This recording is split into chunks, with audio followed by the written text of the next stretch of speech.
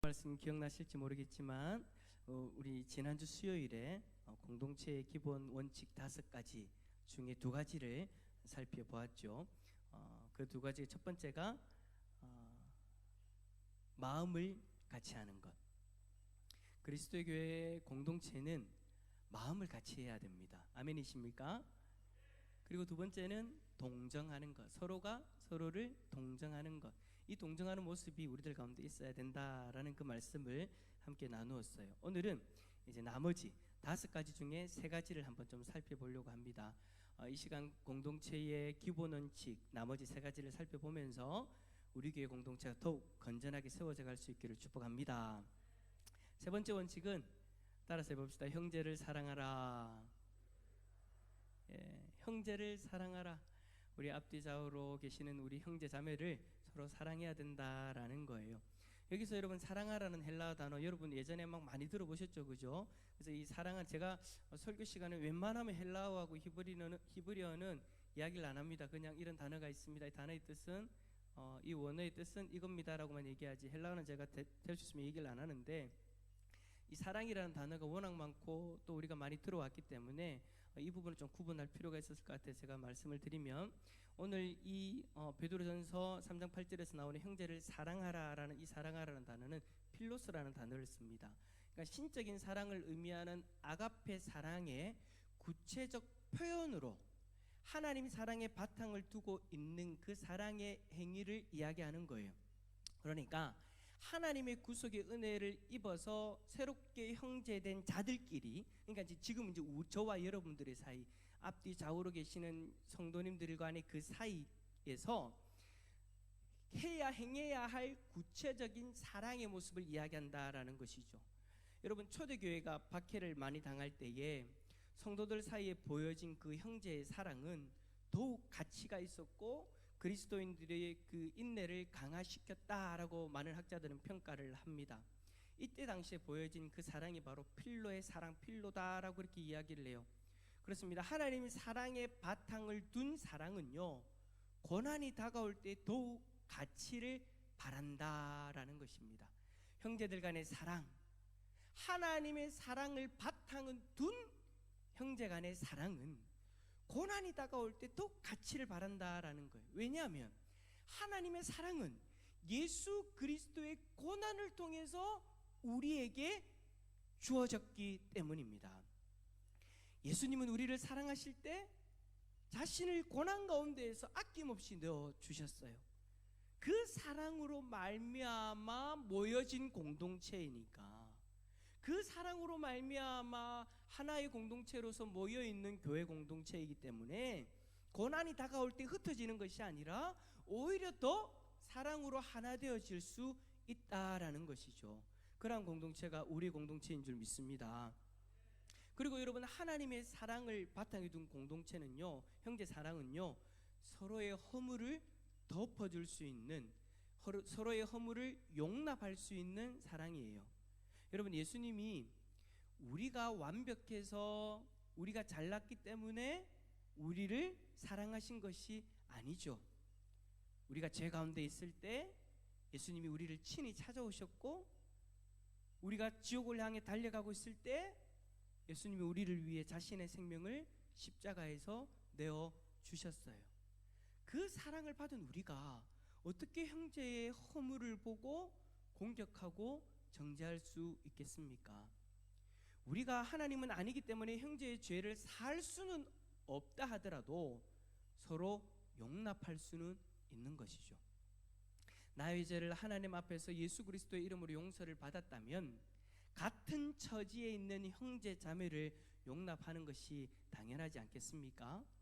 그런데요, 가끔씩 교회 공동체 안에 하나님의 사랑을 바탕을 둔 사랑이 아니라 세속적 사랑을 바탕에 둔 모습을 발견할 때가 있어요.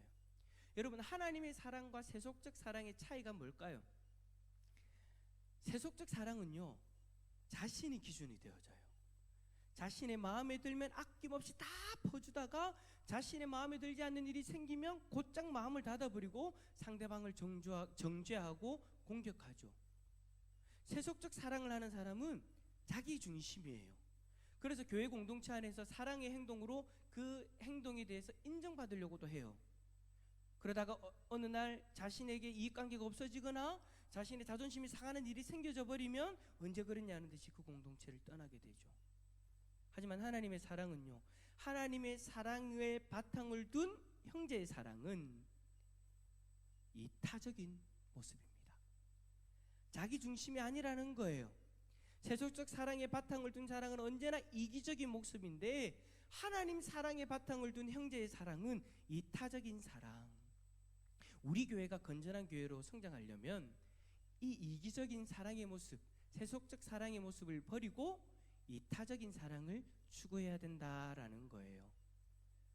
우리의 사랑은 절대 세속적 사랑의 바탕을 두면 안 됩니다.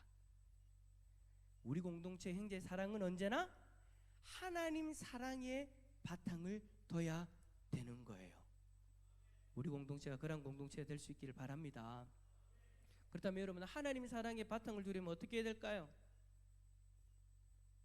우리 말로는 그렇게 많이 하잖아요. 하나님의 사랑으로 사랑합니다. 근데 여러분, 그 하나님의 사랑의 바탕을 두려면 어떻게 해야 되냐라는 거예요. 제일 먼저는요, 이걸 참 소홀히 하고 넘어갈 때가 많은데, 우리 자신이 먼저 하나님의 사랑을 깊이 체험해야 돼요. 내가 하나님의 사랑 가운데 충만히, 그러니까 넘치도록 거해야 나를 통해서 그 사랑이 흘러갈 수 있는 거잖아요. 내가 하나님의 사랑을 깊이 체험하고 있지 못하는데 어떻게 하나님의 사랑으로 사랑할 수 있겠어요? 내가 하나님의 사랑을 알지도 못하고 하나님의 사랑을 깊이 체험하지도 못하고 있는 가운데 있는데 하나님의 사랑으로 사랑하십시오, 그 말이요, 정말로 스트레스로 들릴 거예요. 정말로 힘들게 들릴 거예요. 내가 그 사랑을 잘 받지도 못하고 있고 알지도 못하고 있는데 어떻게 그 사랑을 할 수 있냐라는 거예요. 힘들죠. 어려워요. 불가능한 거예요. 내 안에 하나님의 사랑이 메말라 가잖아요. 그럼 참 신기하게도요, 어떤 일이 일어났냐면, 언제 그랬냐는 듯이 이기적인 세속적 사랑이 나와버려요. 참 희한하죠. 우리의 마음에는요, 항상 사랑이 있어요. 있기는 있는데 하나님의 사랑이 충만할 때에는 그 이기적인 사랑, 세속적인 사랑이 없다가 하나님의 사랑이 점점 내 마음 가운데, 내 삶 가운데 이게 사라지기 시작하면 어느 순간 그 빈자리를 세속적인 사랑이 치고 들어온단 말이에요. 들어와가지고는 그것이 하나님의 사랑인 양 하고 그게 나갈 때가 있어요. 그러다 보면 어떤 일이 일어날까요? 서로에게 상처를 주는 일들이 일어나기 시작하는 거예요. 서로에게 아픔을 주는 일들이 일어나기 시작하는 거예요. 내 중심으로 판단하고 정죄하기 시작하는 거죠. 상대방이 내 말을 인정하면 내 마음에 들기까지 사랑을 나누지만 그렇지 않으면 사랑을 중단해버리죠. 근데 그게 세속적 사랑이라는 것을 눈치채지 못해요. 내가 이럴 수밖에 없는 건 당신 탓이다라고 그렇게 여기면서 살아가죠. 그래서 여러분, 언제나 나 자신이 하나님의 사랑을 깊이 체험하는 것이 중요합니다. 정말 정말 중요한 거예요. 지금 이 시간 여러분들의 마음 가운데 어떤 사랑이 가득한가요? 이타적인 하나님의 사랑이 여러분들의 마음에 가득히 있나요? 아니면 나 중심적인 그 세속적인 사랑의 마음이 여러분들의 마음에 들어오진 않았나요? 저는 여러분들이 정말 하나님의 사랑이면 푹 빠져 살았으면 좋겠습니다. 그냥 막 흘러 넘쳐가지고 옆에 막 질질질 흐를 정도로 그냥 그렇게 사랑이 푹 빠져 살았으면 좋겠습니다. 그렇게 살기를 원하십니까? 그렇다면 여러분, 우리가 가야 할 곳은 한 곳입니다. 우리가 서야 할 곳은 한 곳입니다. 거기가 어디냐? 바로 십자가 앞인 줄 믿습니다. 다른 곳에서 여러분 하나님의 사랑 발견하기 어려워요. 아니, 없어요. 심지어 교회 형제 자매들 앞에서조차도, 사람 앞에서조차도 하나님의 사랑을 발견하기 어려워요. 우리가 하나님의 사랑을 깊이 체험할 수 있는 장소는요, 십자가밖에 없습니다. 사람으로 인하여서 만족하려고 하지 마세요. 사람으로 인해서 그 하나님의 사랑을 충분히 경험하려고 하지 마세요. 기대하지 마세요. 우리가 하나님의 사랑을 깊이 체험할 수 있는 장소는 십자가 아래밖에 없어요. 그래서 여러분, 우리는 날마다 그 십자가 앞에 나아가고 그 십자가 앞에서 우리를 향하신 그 하나님의 극치를 경험할 수 있어야 됩니다. 하나님이 우리를 사랑하셔서 이 땅에 보내주신 예수 그리스도의 그 십자가, 그 십자가 주님을 바라볼 때 우리는 하나님의 사랑을 제대로 경험할 수 있다라는 거예요. 근데 어느 순간 십자가가 처음에는 감동이었고 그 십자가만 생각해도 은혜였는데 어느 순간 십자가를 바라보는 것이 무의미해졌고 건조해졌나요? 그럼 여러분들의 마음이 건조해져 있을 거예요. 여러분들의 삶에 하나님의 사랑이 점점 사라져가고 있을 거예요. 그건 여러분 하나님이 나를 덜 사랑해서가 아니고요, 내 마음이 떠났기 때문인 거예요. 하나님은 성경에서 분명히 얘기하잖아요. 사랑하실 때 끝까지 사랑하신다고. 근데 중요한 건 그거예요. 나예요, 나. 부부관계도 마찬가지잖아요. 상대방이 나를 사랑한 건 변하지 않아요. 근데 어느 순간 나를 사랑하지가 않는 것 같아라고 해서 돌아보면 내 마음이 떠나고 있는 거예요. 하나님은 한없이 우리를 사랑하시고 그 십자가 앞에서 우리에게 사랑을 부어주고 계시는데 우리의 마음이, 우리의 삶이 그 십자가 앞에 나아가는 것을 게을리하고 멀리하니까 하나님의 사랑을 느끼지 못하고 있는 거예요. 그래서 내 삶 가운데서 그 하나님의 사랑이 드러나지 못하고 있는 거예요. 사랑하는 성도 여러분, 주님의 십자가 앞에서는 용서하지 못할 사람도 없어요. 우리 자체가 이미 용서받지 못할 사람들이었는데 하나님이 그렇게 사랑해 주셨으니까, 그 십자가 앞에서 사랑해 주셨으니까, 우리를 그렇게 용서해 주셨으니까 주님의 십자가 앞에서는 이기적인 모습을 버리게 되어지고 이타적인 사랑을 할 수밖에 없어요. 그 십자가 앞에서 우리를 용서하기 위해 자신의 생명을 그렇게 내어주셨기 때문에 우리는 그 십자가 앞에서 그 십자가의 사랑만을 발견할 수밖에 없기 때문에 우리는 변할 수밖에 없는 것이죠. 사랑하는 성도 여러분, 십자가 앞에서 하나님의 사랑을 깊이 체험할 수 있기를 축복합니다. 혹시 다른 데 기대하고 있나요? 혹시 다른 데 기대하다가 상처받은 거 있나요? 그 여러분 상처 딱 받았을 때 그렇게 딱 느끼셔야 돼요. 깨달으셔야 돼요. 아, 하나님이 나에게 신호를 보내시는구나. 어딜 바라보라고요? 십자가 바라보라고. 어디로 돌아오라고요? 십자가로 돌아오라고. 공동체 안에 있다 보면 그렇게 기대하는 마음을 가질 수밖에 없어요. 서로 향한 그 기대하는 마음, 집사님, 권사님, 장로님, 수십 년 동안 신앙생활한 그 위대한 신앙의 선배들 앞에서 기대할 수밖에 없죠. 근데 여러분, 신앙의 공동체 속에서도 연약한 육신을 입고 있기 때문에 완벽하지 않아요. 그러다 보니까 우리 다 전부 다 하나님의 형상을 회복하고 있는 단계이지 완전히 회복한 사람이 없단 말이에요. 그렇기 때문에 사람을 기대하고 사람 앞에 나아가면 하나님의 사람이 아니라 인간적인 모습 때문에 상처받을 수밖에 없어요. 그럴 때마다 하나님의 신호를 여러분 여기셔야 돼요. 어디로 돌아오라? 십자가로 돌아오라. 십자가 앞으로 나아가서 하나님의 사랑을 깊이 체험할 수 있기를 축복합니다. 축복합니다. 네 번째 원칙이 뭐냐? 따라서 합시다. 불쌍히 여겨라. 불쌍히 여기래요. 우리 공동체 안에 서로 불쌍히 여기게 되는 그런 마음이 필요하다라는 거예요. 여러분, 8절에서 불쌍히 여기다라는 이 헬라어 원어는요, 에베소서 4장 32절에서도 똑같이 쓰이는데 어떻게 쓰이냐면 용서하는 데 있어서 필수적인 덕목으로 쓰여져요. 그러니까 이 사실은 불쌍히 여기는 것이 단순히 그냥 인간적인 감정으로 아이고 불쌍해라 이게 아니라는 거예요.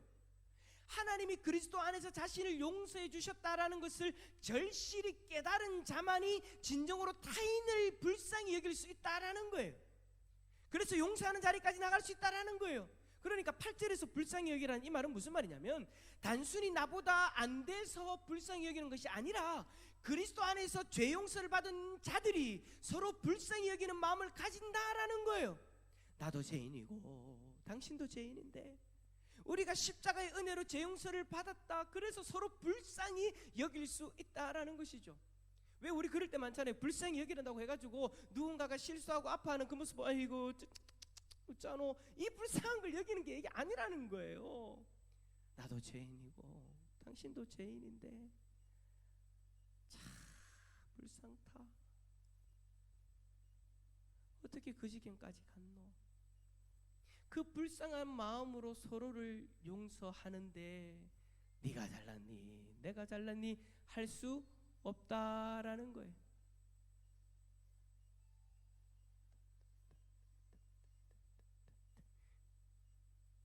옆에 있는 분에게 이렇게 고백합시다. 서로 불쌍히 여깁시다. 내가 상대방보다 잘난 것이 있어서 불쌍히 여기는 거 아니에요. 절대. 우리 모두 죽을 수밖에 없는, 죄로 인해서 죽을 수밖에 없는 죄인이었는데 예수 그리스도가 십자가에서 대신 죽음으로 우리가 다시 살아났으니까 서로 불쌍히 여기는 마음을 가진다는 거예요. 여러분 이 그 사자성어 들어보셨습니까? 동해상련. 동해상련. 여기서 고개를 끄덕이면 이상한 겁니다. 없는 거예요. 제가 만든 거예요. 동병상련은 아시죠? 같은 병에 걸려서 서로 불쌍히 여긴다는 말. 이 병자를 제가 해자로, 은혜 해자로 바꿨어요. 동해상련. 같은 은혜를 받은 자들이 서로 불쌍히 여긴다. 그리스도의 십자가 앞에서 죄로 인하여 죽을 수밖에 없는 죄인이 은혜로 말미암아 구원받았는데, 은혜로 말미암아 구원받은 자들이 서로 불쌍히 여길 수 있다라는 거예요. 여러분 우리 관계가 이런 관계가 되어야 된다라는 거예요. 은혜를 받아서 지금은 솔직히 겉으로는 우리가 멀쩡하게 있잖아요.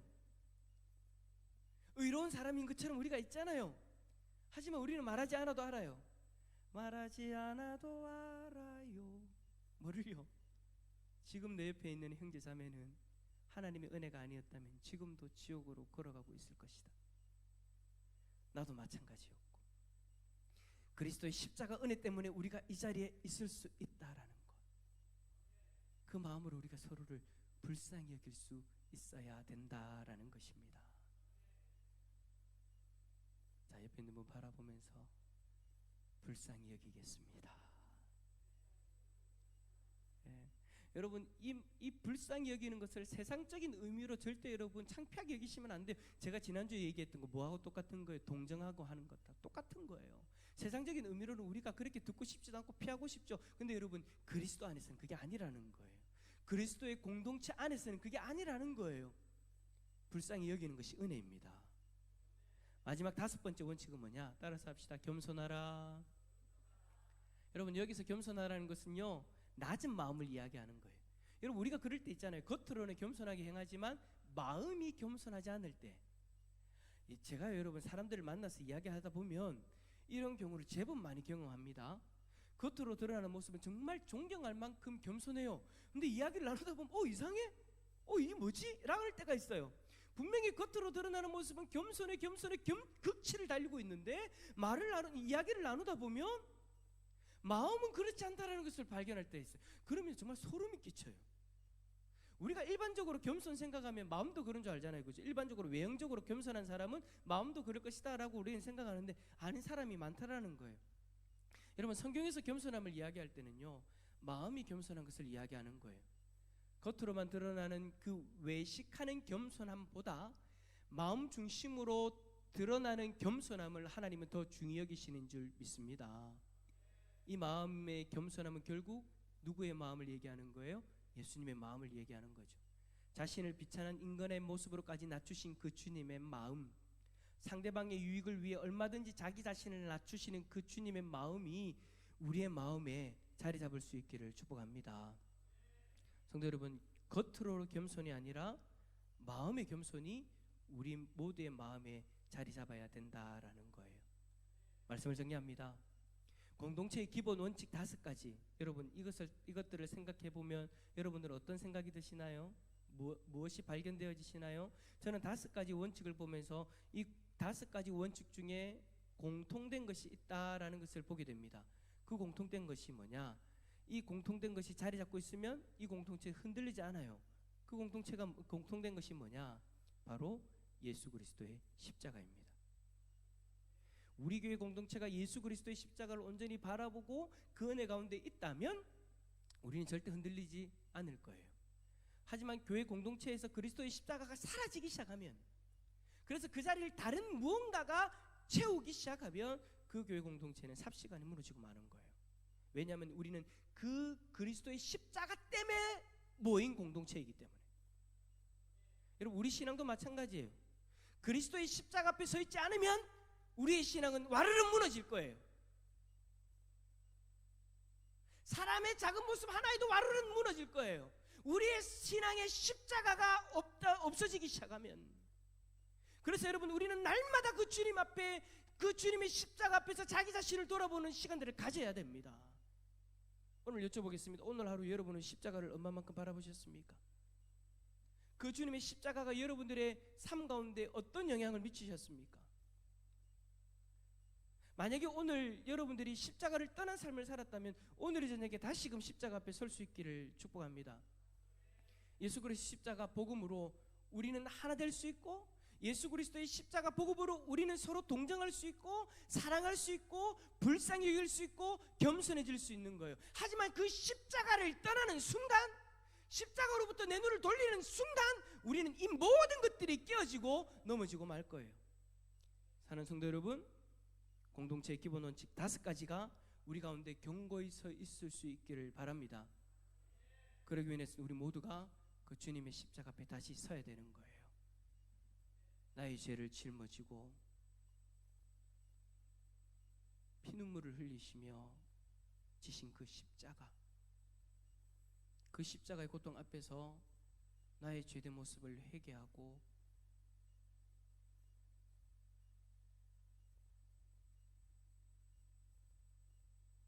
사랑하지 못하고 용서하지 못하는 그 모습을 해결받아야 우리는 다시금 온전한 그리스도인으로 거듭날 줄 믿습니다. 우리 공동체가 다시금 온전한 공동체로 거듭날 줄 믿습니다. 오늘 이 밤에 그 십자가 앞에서 그 주님의 사랑을 깊이 체험할 수 있기를 예수 그리스도의 이름으로 축원합니다.